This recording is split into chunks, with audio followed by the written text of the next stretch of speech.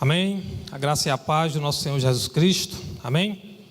Quero convidar os pais com as crianças para virem aqui à frente. Vamos orar pelas crianças, pelo culto infantil. Eu queria pedir que os irmãos providenciassem aí um copo d'água aí, por favor. Estou sentindo a falta do copo d'água aqui. Alguém, por favor, traga um copo d'água. Vamos orar, irmãos, nesse dia tão especial, onde nós celebramos a ressurreição de Jesus Cristo. Esse é o acontecimento mais importante para a nossa fé cristã, a ressurreição de Jesus Cristo. E por isso nós tivemos hoje pela manhã a celebração do culto de ressurreição, bem cedinho, às 6:30 da manhã, tivemos a celebração da ceia do Senhor também, com uma mesa muito bonita. Quero parabenizar as irmãs que prepararam a mesa aqui, uma mesa muito bela, muito bonita. Quero parabenizar os jovens, que apresentaram pela manhã e agora à noite também a coreografia, trazendo essa mensagem da vitória de Cristo, vitória sobre a morte, vitória sobre o pecado, sobre o inferno, e somos livres graças ao nosso Senhor e Salvador Jesus Cristo. Vamos orar. Amado Deus, eterno Pai, nós te damos graças por a vida dessas crianças, dos seus pais.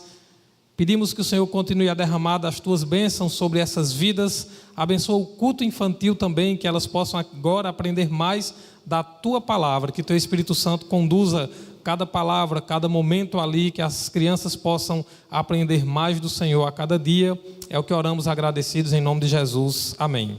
Amém? Podem ir para o culto infantil. Muito bem, meus irmãos. O Evangelho de João, capítulo 20. Ele começa a nos falar. Obrigado. João capítulo 20 é um dos relatos. Nós vamos ver aqui alguns relatos nessa noite sobre a ressurreição de Jesus Cristo. E aí, Evangelho de João capítulo 20, nos diz o texto, versículo 1. O primeiro versículo vai dizer assim: no primeiro dia da semana, bem cedo, estando ainda escuro, Maria Madalena chegou ao sepulcro e viu que a pedra da entrada tinha sido removida. Vamos pular para o versículo 16, que é quando Jesus aparece a ela e fala com ela, Versículo 15, aliás. Versículo 15. Disse ele: mulher, por que está chorando? Quem você está procurando? Pensando que fosse o jardineiro, ela disse: se o Senhor o levou embora, diga-me onde o colocou e eu o levarei. Jesus lhe disse: Maria. Então ela voltando-se para ele,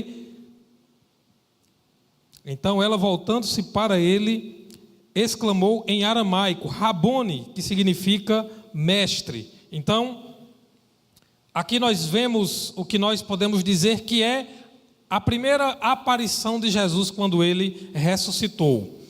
E eu queria chamar a sua atenção, já agora desde o início dessa reflexão, para o fato de que Jesus, quando foi crucificado, na sexta-feira daquela semana de Páscoa, Jesus ele é crucificado diante de uma multidão. E ali o local da crucificação era um local onde toda a multidão passava. E a Bíblia diz que a maioria das pessoas, muita gente passava ali e balançava a cabeça e dizia: tu não é o Cristo, não era você que iria salvar, não era você que seria o rei, não era você que iria destruir o santuário, o templo, e em 3 dias o reergueria, reconstruiria novamente. Salva-te a ti mesmo, desce da cruz, então mostra que você de fato é o Cristo, é o Messias, é o Salvador enviado por Deus. Veja, o que acontece ali naquela sexta-feira é um verdadeiro espetáculo. A crucificação não apenas de Jesus, como de 2 homens também, 2 malfeitores. A Bíblia diz, eles foram crucificados, e aquele momento era um momento onde tinha uma multidão em Jerusalém, por causa da celebração da Páscoa. E aquela multidão assiste a um julgamento de Jesus diante de Pilatos, também foi diante lá na casa do sumo sacerdote, mas é diante de Pilatos que a multidão então, inflamada pelos líderes religiosos, grita. Alguns dizem que a mesma multidão que uma semana antes, no domingo anterior, havia recebido Jesus como rei ali em Jerusalém, na sua entrada triunfal, agora uma multidão grita para que ele seja crucificado. Rejeita Jesus e pede que seja libertado Barrabás. e a multidão, inflamada pelos líderes religiosos, clama para que ele seja crucificado. Mas eu quero chamar a sua atenção para o seguinte, eu sei que vocês conhecem essa história, é que quando Jesus ressuscita, apesar de ser algo sobrenatural, de algo espetacular, nós não vemos registrado nas páginas da Bíblia, dos Evangelhos, nenhum grande espetáculo, nenhum grande alvoroço diante da multidão.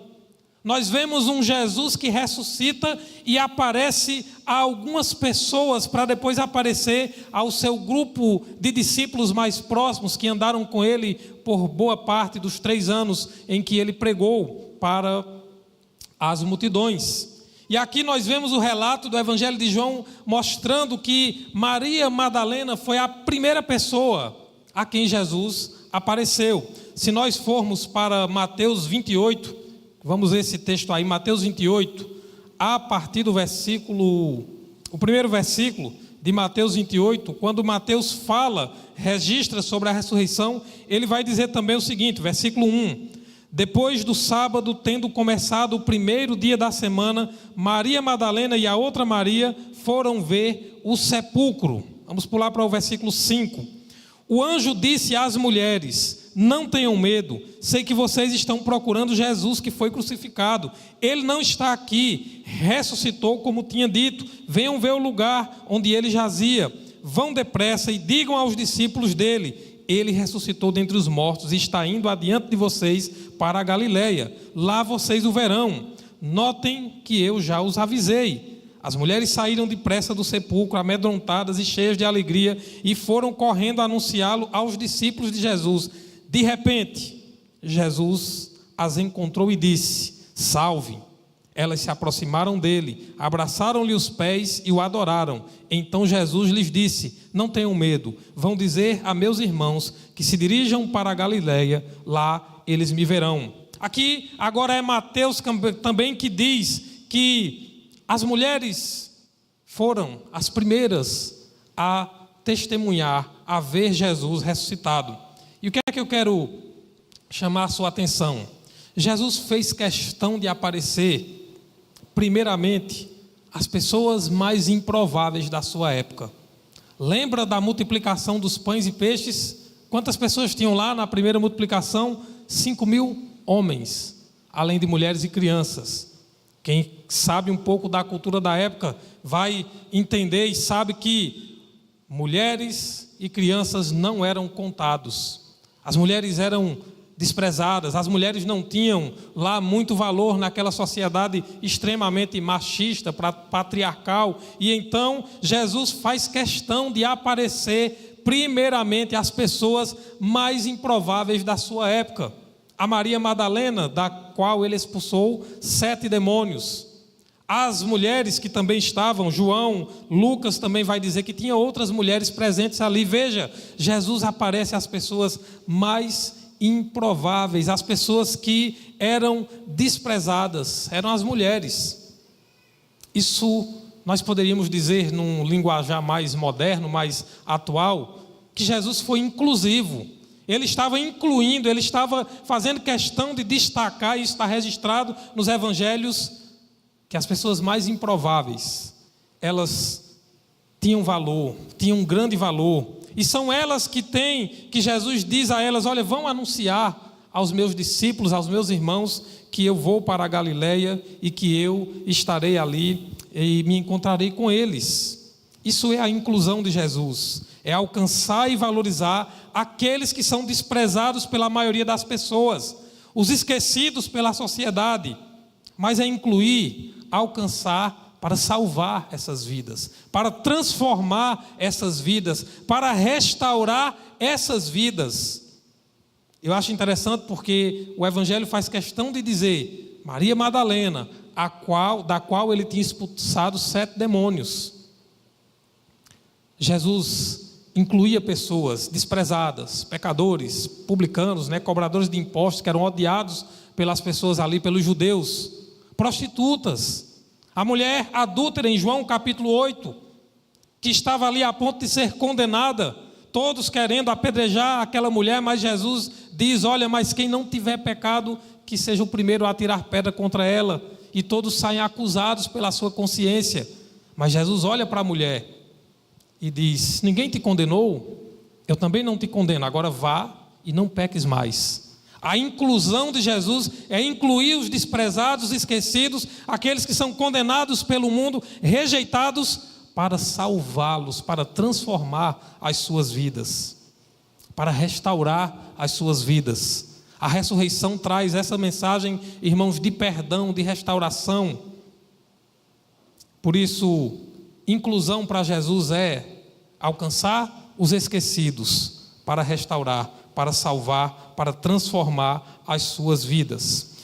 O Evangelho de Lucas, capítulo 24, é outro texto que fala, e bem detalhado, como é todo o Evangelho de Lucas. Ele fala muito sobre a ressurreição.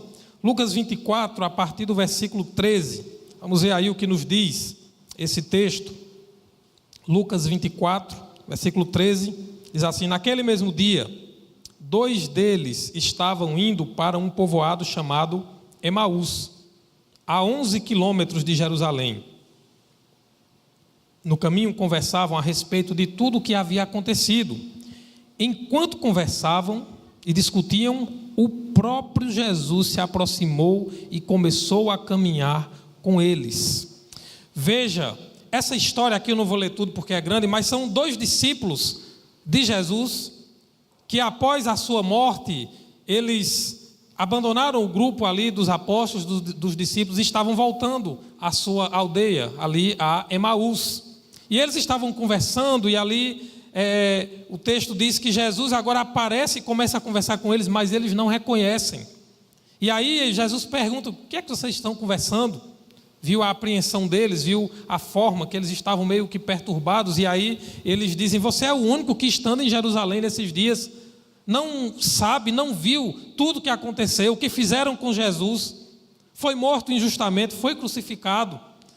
E aí Jesus começa a falar sobre as Escrituras, começa a mostrar, e aí o texto vai dizer que ele começa por todas as Escrituras, pelos profetas do Antigo Testamento, ele vai mostrar que o Cristo precisava padecer, que tudo isso estava escrito, que estava se cumprindo. Então ali tudo que aconteceu era cumprimento das Escrituras. O versículo 27 vai dizer aí: começando por Moisés e todos os profetas, explicou-lhes o que constava a respeito dele em todas as Escrituras. O versículo 33 vai dizer assim: levantaram-se e voltaram imediatamente para Jerusalém. Ali encontraram os 11 e os que estavam com eles reunidos. Veja, o que acontece depois, eu pulei aqui a história, mas é que quando Jesus, então, eles finalmente chegam em casa, que Jesus entra com eles, e quando ele vai e parte o pão, estando ali à mesa com eles, aí diz a Bíblia que é como se os olhos deles, o entendimento deles se abriu, os olhos se abriram e eles reconheceram que era Jesus, e Jesus desaparece da presença deles. E aí o final é esse texto, aí o versículo 33, que eles se levantam, voltam imediatamente e vão dizer aos outros, aos 11, aos apóstolos, que Jesus havia aparecido a eles. Mas, irmãos, Jesus aparece aos 2 discípulos no caminho de Emaús, e ele também apareceu a Pedro, O versículo 34, ele diz assim, vou ler de novo do 33. Levantaram-se e voltaram imediatamente para Jerusalém, os 2 discípulos lá do caminho de Emaús. Ali encontraram os 11 e os que estavam com eles reunidos, que diziam: é verdade, o Senhor ressuscitou e apareceu a Simão. Simão é Pedro, Então os 2 contaram o que tinha acontecido no caminho e como Jesus fora reconhecido por eles quando partiu o pão. Veja, Jesus aparece primeiro às mulheres, a Maria Madalena e as outras mulheres. Agora ele vai ao encontro de 2 discípulos, nós não sabemos sequer quem são esses 2 discípulos, mas eles estão a caminho de Emaús. E ele apareceu também a Pedro. Pelo que está registrado aqui, Paulo também vai falar em 1 Coríntios capítulo 15, que houve esse momento em que Jesus apareceu individualmente ao apóstolo Pedro. Então, aos 2 discípulos no caminho de Emaús e também a Pedro, Jesus apareceu pessoalmente. O que é que isso nos ensina? Nos ensina, meus irmãos, que Jesus vai ao encontro daqueles que parecem ter menos fé, daqueles que desistem facilmente, também daqueles que em alguns momentos vacilam na sua fé. Esse é Pedro, é aquele que começa a andar sobre as águas, mas depois, olhando a força do vento, começa a afundar, começa a sucumbir diante das águas. É Pedro que diz que vai com ele até a morte, mas Jesus disse: você vai me negar 3 vezes ainda esta noite. E ele nega Jesus 3 vezes, ele diz que não andou com ele, que não conhecia ele. Mas é esse Pedro quem chora amargamente, se arrepende. É esse Pedro que, em um dos evangelhos, é no evangelho de Marcos, quando fala sobre a ressurreição de Jesus, também diz lá, o anjo diz: olha, diga aos seus discípulos e a Pedro que ele vai adiante deles na Galileia. É esse Pedro que Jesus, ao reencontrar-se, em um dos momentos que Jesus aparece ali na praia, a alguns dos discípulos também, é esse Pedro que Jesus tem uma conversa particular. É esse Pedro que Jesus fala a ele diretamente e pergunta a ele por 3 vezes: Pedro, tu me amas? Tu me amas? Pedro, tu me amas? Ele havia negado 3 vezes, mas Jesus pergunta 3 vezes se ele o ama. Isso nós entendemos que ali Jesus estava restaurando a fé de Pedro, restaurando o relacionamento de Pedro com Deus, porque ele havia negado. Então Jesus, meus irmãos, é aquele que vai ao encontro daqueles que muitas vezes vacilam na fé, daqueles que muitas vezes se sentem fracos em sua fé, daqueles que desistem, que desanimam facilmente, que desanimam quando vêm as lutas, as dificuldades, mas Jesus não desiste deles. Veja, observe, as primeiras aparições de Jesus ressuscitado são para mulheres improváveis, as pessoas mais improváveis. São a 2 discípulos que estão desistindo e voltando, desistindo da sua fé, da sua caminhada e voltando para as suas casas. É para Pedro, que havia negado, e Jesus teve um encontro pessoal com ele também, após ressuscitado. Ele é aquele que vai àqueles que são fracos em sua fé, que desanimam, que muitas vezes até o negam, mas vai até eles para restaurar as suas vidas.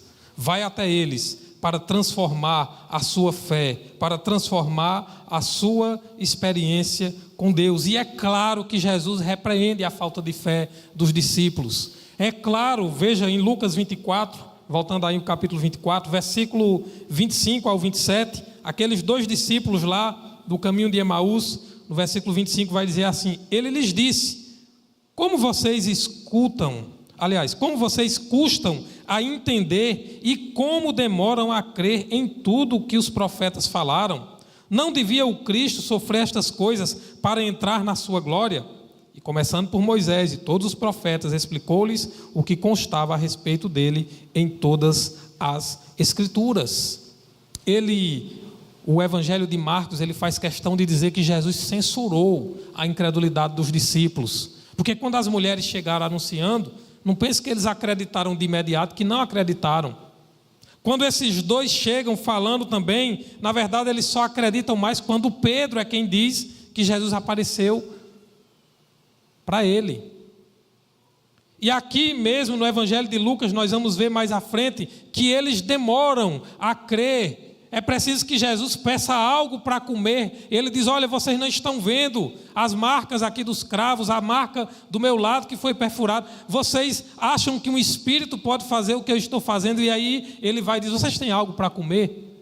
E aí quando eles trazem algo para ele comer, que ele come, aí sim que eles finalmente, como a gente diz, caiu a ficha, e eles entenderam que de fato era Jesus que estava ali ressuscitado diante deles.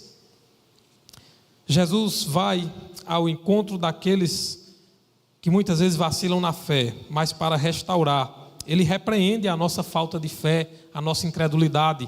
O Evangelho de João vai falar de Tomé, A gente até hoje diz, eu sou como São Tomé, Eu tenho que ver para crer. Porque Tomé, quando Jesus aparece aos 11, os 11 era a forma de identificar o grupo dos apóstolos, mas nesse primeiro momento Tomé não estava. No Evangelho de João fala sobre isso. E aí 8 dias depois é que Jesus aparece com Tomé estando presente. Mas Tomé disse: não, eu tenho que ver, eu tenho que tocar em suas mãos, tenho que tocar nas marcas das feridas dos cravos. Se eu não ver, se eu não tocar, eu não vou crer. Mesmo todo mundo dizendo que era Jesus. Mas aí quando Jesus aparece, agora com Tomé presente, ele vai e diz: Tomé, vem aqui, coloque as mãos aqui nas marcas dos cravos, coloque a mão no meu lado. E aí Tomé se prostra aos pés de Jesus, confessa que Ele é o seu Senhor, o seu Deus, mas ele diz: porque você me viu, você creu. Mas bem-aventurados são aqueles que não viram e creram. Não seja incrédulo, Tomé, seja crente, creia nas promessas de Deus, creia na palavra de Deus. Ele repreende a falta de fé, ele repreende a dureza do nosso coração. E esses discípulos do caminho de Emaús, inclusive, eles reconhecem a dureza no coração deles, porque depois que eles entendem que é Jesus, que ele desaparece, aí eles vão e dizem o quê? Porventura não ardia o nosso coração, quando pelo caminho ele nos falava das Escrituras. Eles reconhecem que o coração deles estava endurecido, pelas dúvidas, pelo desânimo, e eles então têm a sua relação com Deus restaurada, porque veja, o versículo 32, ele é o versículo que fala, isso que eu acabei de falar, né? Quando estava à mesa com eles, tomou o pão, deu graças, partiu e deu a eles. Ali, eu estou no 30, né? 32. Perguntaram um ao outro: não estava queimando o nosso coração enquanto ele nos falava no caminho e nos expunha as Escrituras? Mas veja o resultado desse incômodo que eles tiveram. Versículo 33. Levantaram-se e voltaram imediatamente para Jerusalém. Ali encontraram os 11 e os que estavam com eles reunidos. Veja, eles levantam e agora voltam para Jerusalém. Aqueles que haviam abandonado a sua fé, a sua caminhada, a sua fé nas promessas do Messias, do Salvador, eles agora entenderam e voltaram. Então Jesus vai ao nosso encontro. Mesmo quando a nossa fé, ela vacila, Ele vai para restaurar, para transformar a nossa fé, transformar a nossa relação com Deus. O versículo 36 vai falar o seguinte, continuando a história. Enquanto falavam sobre isso, o próprio Jesus apresentou-se entre eles e lhes disse: paz seja com vocês. Agora, os dois que voltaram de Emaús estavam dizendo aos outros discípulos, aos apóstolos, ao grupo dos 11, que Jesus havia aparecido, ressuscitado para eles. Eles disseram: é verdade, porque ele apareceu para Pedro também, apareceu para Simão. E agora é o próprio Jesus quem aparece diante de todos ali. E aí eu queria fazer essa comparação. Jesus é aquele que aparece a todos nós. É aquele, o Cristo ressuscitado é quem nos encontra, é quem vem ao nosso encontro. É Ele quem nos busca. A gente diz: eu vou buscar a Deus, mas é Deus quem está nos buscando o tempo todo. É Ele quem vem ao nosso encontro para nos dar a verdadeira paz. Veja qual é a saudação de Jesus: paz seja com vocês. No Evangelho de João também diz que quando Ele aparece aos discípulos, Ele diz: a paz esteja convosco, a paz seja com vocês. O Cristo que ressuscitou, Ele vive em nosso meio, Ele está vivo em nossa vida e Ele é a resposta de Deus para os nossos medos. Veja que o texto, ele mostra que os discípulos estavam com medo, eles estavam amedrontados. Quando Jesus aparece, paz seja com vocês, versículo 37 diz, eles ficaram assustados e com medo, pensando que estavam vendo um espírito. Meus irmãos, aqueles discípulos, assim como muitos de nós, eles tinham medo de espírito, de fantasma, dessas coisas, de assombração. Lembra quando Jesus aparece andando sobre as águas? Eles se assustam e pensaram também que era alguma assombração, algum espírito, e eles ficam desesperados. Agora, Jesus aparece ali. João é mais detalhado quando ele diz: as portas estavam trancadas e Jesus aparece no meio deles. Eles ficam assustados, com medo. Jesus é a resposta de Deus. O Cristo que ressuscitou é a resposta de Deus para os nossos medos. Eu não sei do que é que você tem medo, mas eu sei que você pode confiar que Jesus Cristo, aquele que ressuscitou, é a resposta, é a solução para o seu medo, é aquele que diz: a paz seja com vocês. A verdadeira paz que ele disse: eu deixo-vos a paz diferente da paz que o mundo dá. Ele diz: não a dou como o mundo dá, que é uma paz, na verdade, que não é verdadeira. É uma paz que, na verdade, é passageira, é uma paz que, na verdade, não nos traz paz. A paz verdadeira é a paz de Jesus, é a presença dele em nossas vidas. É saber que mesmo quando nós estamos com medo, ele está conosco, ele está presente. É saber que mesmo quando nós achamos que a nossa fé é muito pequena, quando nós vacilamos na nossa fé, mas Jesus está presente. Lembra do barco, da tempestade, os discípulos desesperados tentando tirar água do barco, não conseguiam, e quando eles olham, cadê Jesus? Está dormindo no barco, porque ali estava o príncipe da paz. Não era uma tempestade, não eram as ondas, não era um barco quase afundando que ia fazer com que ele perdesse o seu sono, perdesse a sua tranquilidade, porque ali estava diante deles o príncipe da paz, a verdadeira paz estava ali diante deles. O nosso barco pode estar balançando, a nossa vida pode estar a ponto de naufragar, de afundar, mas nós podemos confiar que Jesus está conosco. Ele disse, as últimas palavras dele aos discípulos lá no Evangelho de Mateus eis que estou convosco todos os dias até a consumação dos séculos. Ele está conosco. Meus irmãos, o versículo 38 continua dizendo assim, Lucas 24 ainda: ele lhes disse: por que vocês estão perturbados? E por que se levantam dúvidas no coração de vocês? Jesus é a resposta para as nossas perturbações, para as nossas dúvidas. O que é que muitas vezes lhe deixa perturbado, perturbada? O que é que lhe deixa em dúvida? É o dia de amanhã? É o que pode acontecer? O que é que traz dúvida, traz confusão em sua mente, em seu coração? Saiba que Jesus é a paz que resolve qualquer dúvida, que é a solução para qualquer perturbação, porque Ele ressuscitou, Ele vive, está vivo eternamente. E a ressurreição, ela tem sentido em nossas vidas quando nós entendemos que Jesus reviveu para pôr fim às nossas perturbações, às nossas dúvidas. O versículo 41, deixa eu dar um pulo aqui para o 41. E por não crerem ainda, tão cheios estavam de alegria e de espanto, ele lhes perguntou: vocês têm algo para comer? Veja, emoções confusas a gente pode ver aqui. Era um misto, né, de alegria e de espanto. Eles estavam tão perturbados com isso, alegres e ao mesmo tempo espantados, que eles ainda não conseguiam crer. Meus irmãos, nós vivemos uma geração, e a gente fala muito sobre isso, que bagunça as nossas emoções. Quem viu aquele filme, né, o Divertidamente, viu como, mais ou menos como é que acontece.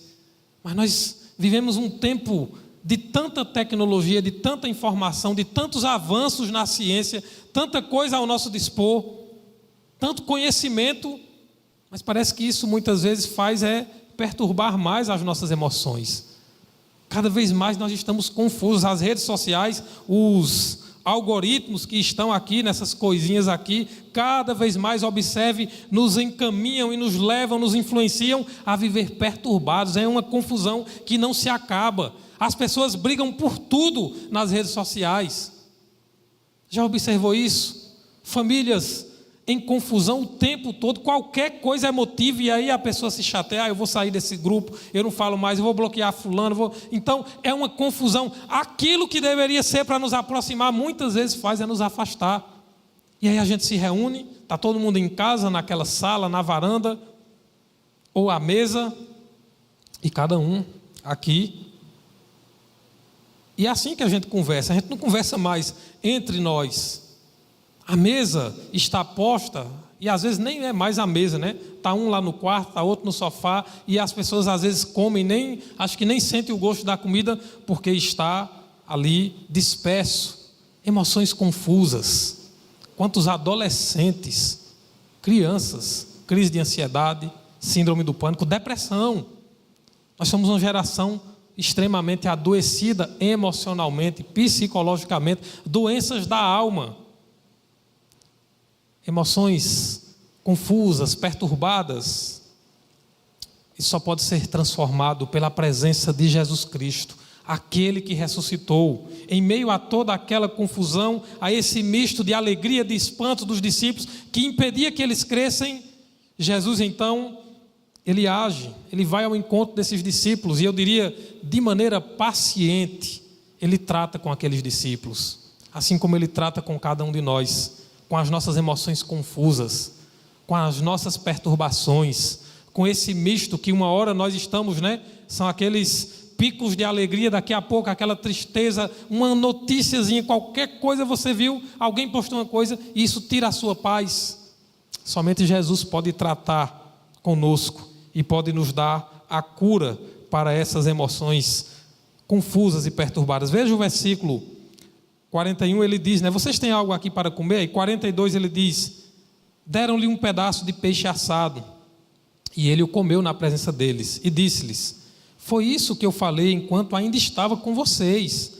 Era necessário que se cumprisse tudo o que a meu respeito está escrito na lei de Moisés, nos profetas e nos salmos. Veja, meus irmãos, Jesus está dizendo àqueles discípulos que a solução para toda essa bagunça, essa confusão das suas emoções, dos seus medos, ele está dizendo que a solução para tudo isso está na palavra de Deus. Ele já tinha falado o que seria acontecer, ele já tinha alertado, já tinha ensinado a eles o que falta para nós, para sermos tratados, curados, restaurados em nossas emoções, em nossas vidas, é a palavra de Deus. É esse alimento. Interessante, Jesus pede um alimento, come para mostrar que é Ele, mas Ele em seguida fala, olha, eu já ensinei isso a vocês, vocês já sabem disso, está escrito nas Escrituras. Ou seja, o que falta para nós é alimentar-se da palavra de Deus, é voltar, meus irmãos, a desejar ardentemente se alimentar dessa palavra, para conhecer mais de Deus. João 5,39, Jesus disse aos judeus, examinem as Escrituras, porque vocês cuidais ter nelas a vida eterna, e são elas que testificam de mim. Aquela multidão de judeus não estava enxergando, percebendo que estava diante deles o Messias. Por quê? Porque não estavam com os olhos abertos, atentos ao que estava nas Escrituras. Embora muitos entenderam, compreenderam, mas rejeitaram.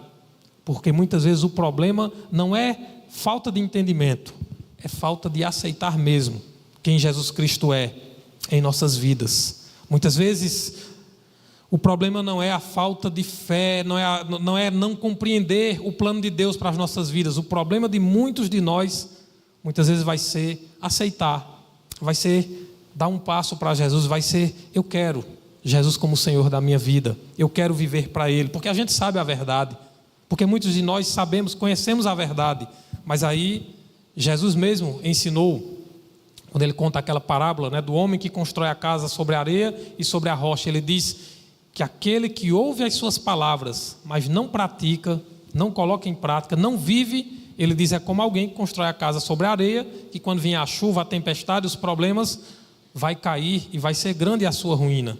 Mas aquele que ouve as suas palavras, que conhece e pratica e vive essa palavra, ele diz, é como alguém que constrói a casa sobre a rocha. Pode vir a tempestade, pode vir o vendaval, pode vir o problema que for, mas estará firme, porque a sua vida, a sua fé está firmada sobre a rocha, que é a palavra de Deus, que são os ensinamentos de Jesus Cristo para as nossas vidas. Versículo 45, então lhes abriu o entendimento, para que pudessem compreender as Escrituras, e lhes disse, está escrito que o Cristo haveria de sofrer e ressuscitar dos mortos no terceiro dia. Finalmente, meus irmãos, aqueles discípulos entenderam que de fato Jesus havia ressuscitado. Era o cumprimento das Escrituras, era o cumprimento das promessas de Deus. O Cristo que ressuscitou é aquele que nos encontra, que vai ao encontro de cada um de nós. E assim como ele chamou Maria Madalena pelo nome, Maria, e ela finalmente reconheceu, ele chama cada um de nós pelo nome, ele conhece nossas vidas, ele sabe quais são as nossas necessidades, as nossas dificuldades, mas ele vai ao encontro de cada um de nós, para restaurar a nossa fé, para transformar as nossas vidas. Preste atenção, eu falei de 3 grupos de pessoas para as quais Jesus se manifestou ali depois de ressuscitado. Primeiro as mulheres, as mais improváveis, as desprezadas e esquecidas, mas ele foi lá para restaurar, para transformar a vida delas. Ele as incluiu no seu plano maravilhoso de salvação, na história da ressurreição, mas eram mulheres transformadas, eram mulheres restauradas pelo amor, pelo perdão, pela presença de Jesus Cristo. Ele também foi a um segundo grupo de pessoas, os 2 discípulos que haviam abandonado o grupo dos 11, dos apóstolos, Pedro, que havia negado ele, ali na noite em que ele foi preso, mas ele foi ao encontro dessas pessoas, para restaurar a fé delas, para restaurar a comunhão delas com Deus, para restaurar a vida delas. E finalmente ele foi ao encontro de todos os discípulos, para, ainda que eles estivessem duvidando, que eles estivessem confusos em relação a crer na ressurreição, com seus sentimentos, com tudo bagunçado ali na vida deles, mas ele vai lá para restaurar as emoções, os sentimentos, a fé, para restaurar a vida daqueles discípulos. É assim que ele faz conosco hoje também.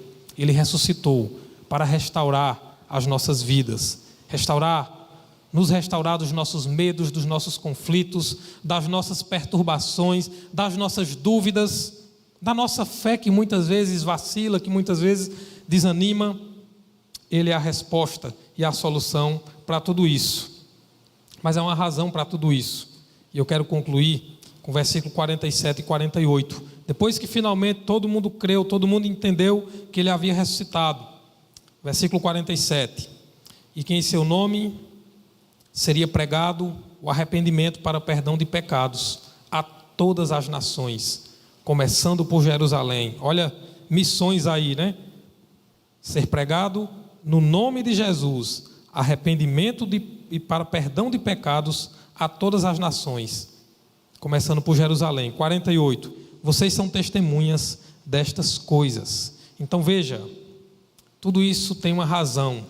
O objetivo de toda a obra de Cristo, da sua ressurreição, é para que agora, aqueles que foram restaurados, aqueles que foram encontrados por Ele, que eles possam, no nome de Jesus, pregar arrependimento, perdão de pecados. Foi por isso que Ele ressuscitou. Não foi para fazer um grande espetáculo, como foi a crucificação, que os judeus, junto com os romanos, fizeram todo aquele espetáculo para ridicularizar o Filho de Deus, colocando aquela placa, né? Olha aí o Rei dos Judeus. Aquela zombaria, não sabiam eles que estavam afirmando a verdade. Não era apenas o Rei dos Judeus, era o Rei dos Reis, o Senhor dos Senhores. Sabe quando nós vamos ver um espetáculo muito maior do que esse? Quando Ele voltar. Porque a Bíblia diz que Ele voltará em poder e grande glória. Todo olho o verá.